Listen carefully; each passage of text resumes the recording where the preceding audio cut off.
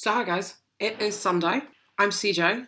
I don't know if you can hear that noise that's going on out there, but this is the weekend after bonfire night, and there's a lot of fireworks happening everywhere here, which has been fantastic. Because let me tell you who really doesn't love fireworks. Piggy really doesn't love fireworks, so we've had a dog losing his crust. This week we are talking about bullying. I have made like 3 or 4 videos about this that range from me just having a bit of a cry to the genuine sort of pent-up burning rage that I have when it comes to people who are bullies and the kind of injustice that they keep peddling. I decided instead that I would do something about it. So this is your CJ sponsored How Not to Be a Bully. Point number 1, and this is a pretty easy one. For those of you who are Craig Ferguson fans, you're going to know this one from the get-go. There are 3 things that you should ask yourself before you say anything. Does this need to be said? Does this need to be said now? Does this need to be said now by me? And the good news is, if you follow those rules and are genuinely honest with yourself, you stand a really good chance of not bullying anybody. Second of all, and this is the big one, turn off the anonymous option that you have on anything. Because there is something about the anonymous option that takes a relatively sentient, quite functional human being and turns them just into a monkey. There is not a single good thing that has ever been said by anybody on anonymous. It just doesn't exist. There is always going to be a reason that somebody wants to hide what they're saying or doing.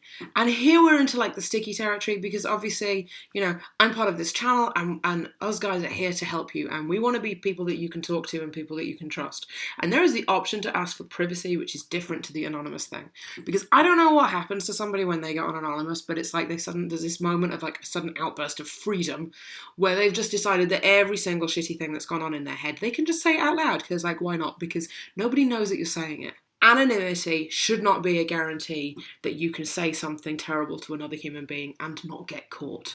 Third of all, my big one, is the thing that you're about to say going to pass what I like to call the why test? Why the fuck are you saying it? Why are you saying the thing? You're hungry, the person has upset you, you didn't sleep very well, you're in a mood, this is something about yourself that you feel particularly sensitive about. Once you've started to explore the why thing, you get a double whammy. You get to sort out some of the tangles in your head and you get to do that without stepping on the heads of anybody else. Everybody needs to be a little bit kinder to each other. We are stuck in this world right now where everyone just seems to want to be finding their own little corners to fight and all of these little battles to have. And somebody has to tell me what the point is. What is the point in the infighting? What does it do? How much better does it make people feel? Because I'm relatively certain, from having seen it, that nobody's happier from it, nobody's feeling better, and nobody's feeling good.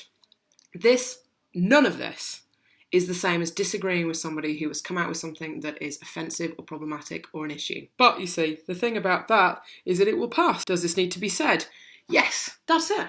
It turns out that the best way to not be a bully is to not be a bully. It's not that complicated and it's not that difficult. Maybe everybody could be a little bit kinder to everybody else. There's a distinct possibility that we could all get on with each other. That's it from London, and I will talk to you guys next week.